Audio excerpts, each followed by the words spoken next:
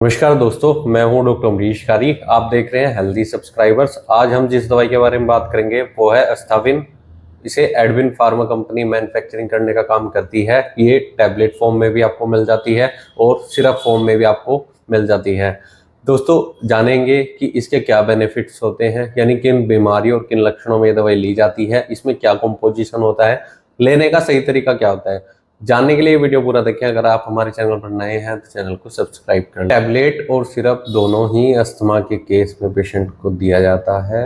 सबसे पहले हम इसके टैबलेट के बारे में बात करते हैं। टैबलेट पेशेंट को तब दी जाती है जब पेशेंट को अस्थमा के साथ साथ ब्रोंकाइटिस की शिकायत आ रही है, जिसके कारण पेशेंट को सांस लेने में तकलीफ आ रही है, पेशेंट को छाती में कॉन्जेशन महसूस हो रही है, दम घुटता है, सांस खींच कर लेनी पड़ती है पेशेंट को, या फिर पेशेंट की छाती से व्हीजिंग साउंड सुनाई देता है और पेशेंट के अंदर बलगम भी बना हुआ होता है। तो ऐसे केस में टैबलेट फॉर्म में दवाई दी जाती है। अब इसके कॉम्पोजिशन की बात करते हैं, यानी कौन सी होम्योपैथी दवाई इसमें डाली गई है। जिन लोगों को अस्थमा होता है उनके अंदर डायस्पोनिया देखने को मिलती है, एंजाइटी देखने को मिलती है, यानी पेशेंट को सांस लेने में तो डिफिकल्टी या ऑब्स्ट्रक्शन महसूस होती है, साथ में बेचैनी भी देखने को मिल सकती है, जिसके कारण पेशेंट को चेहरे पर पसीने आ सकते हैं और पेशेंट को कुछ भी अच्छा नहीं लग सकता है, या कफ भी अगर पेशेंट को हो, यानी खांसी भी हो, तो भी ये दवाई बहुत इफेक्टिव रहती है। इसके अलावा इसे हम कॉमन कोल्ड में दे सकते हैं।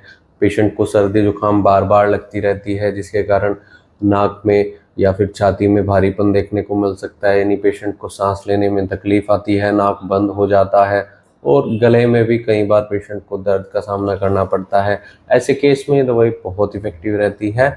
कैटरल कंडीशन में इसे हम पेशेंट्स में दे सकते हैं। तो इसमें जो कंपोजिशन है वो कुछ ऐसी होम्योपैथी दवाइयों का डाला गया है जो सर्दी जुकाम में भी पेशेंट को दी जाती है, अस्थमा के केस में पेशेंट को दी जाती है। जैसे इसमें इपिकैग डाली गई है, कफ के लिए बहुत इफेक्टिव मेडिसिन रहती है। जिन लोगों को बलगम बनती है, सांस लेने में तकलीफ होती है, स्पोंजिया एक दवाई डाली गई है जो ड्राई कफ के लिए या ब्रीथलेसनेस के लिए पेशेंट को दी जाती है। इसमें जस्टिसिया है, इसमें ब्लेटा है जो कि खांसी को तो ठीक करती है। पेशेंट के अगर सांस लेने में तकलीफ आ रही है, छाती में दर्द या भारीपन या फिर व्हीजिंग साउंड सुनाई दे रहा है, तो ऐसे केसेस में बहुत इफेक्टिव रहती हैं।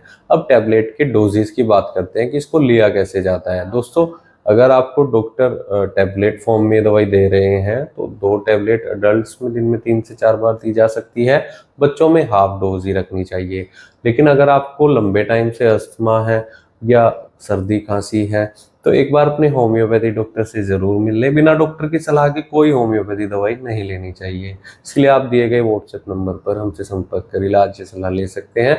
अब सिरप फॉर्म के अगर बारे में बात करें कि सिरप फॉर्म को कैसे लिया जाता है और किन सिम्टम्स में दवाई लेनी चाहिए। सिरप पेशेंट को तब दिया जाता है अस्थमा के केस में जब खांसी बहुत ज़्यादा हो, खांसी के साथ साथ पेशेंट के अंदर बलगम बन गया हो, छाती में बलगम जमा हो गया है, जिसके कारण कॉन्जेशन महसूस होती है, छाती में पेशेंट को भारीपन बेचैनी देखने को मिल सकती है, कमजोरी पेशेंट के अंदर आ जाती है और सांस लेने में तकलीफ पेशेंट को आती है, खासतौर पर रात के समय जब पेशेंट लेटता है और जब पेशेंट आराम करता है दिन के समय भी, तब भी ये परेशानी आ सकती है। इस दवाई को क्रोनिक ब्रोंकाइटिस में और क्रोनिक कफ में दिया जाता है। साथ में रेस्टलेसनेस की शिकायत हो, बेचैनी पेशेंट के अंदर देखने को मिलती है, तो ये सिरप पेशेंट को दिया जा सकता है। इसमें अगर कॉम्पोजिशन की बात करें तो इसमें भी इपिकैग डाली गई है, बहुत इफेक्टिव मेडिसिन रहती है कफ के लिए, अस्थमा के लिए। कुछ और दवाइयाँ इसमें डाली गई हैं जैसे सेनेगा, लोबेलिया, ड्रोसेरा।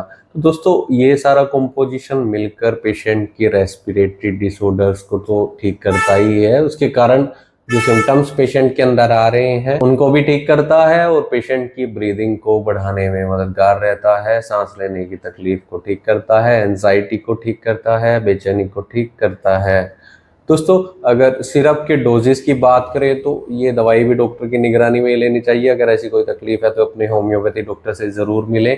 अगर आपको ये डॉक्टर रिकमेंड कर रहे हैं तो जो इसकी कॉमन डोज होती है, इसे 5 से 10 ml तक दिन में 3 से 4 बार दिया जाता है, लेकिन डॉक्टर से एक बार सलाह जरूर ले लें। वीडियो देखने के लिए धन्यवाद। चैनल को सब्सक्राइब करें और कमेंट सेक्शन में ज़रूर बताएं कि हमारी वीडियोज़ आपको कैसी लगती हैं। Thank you.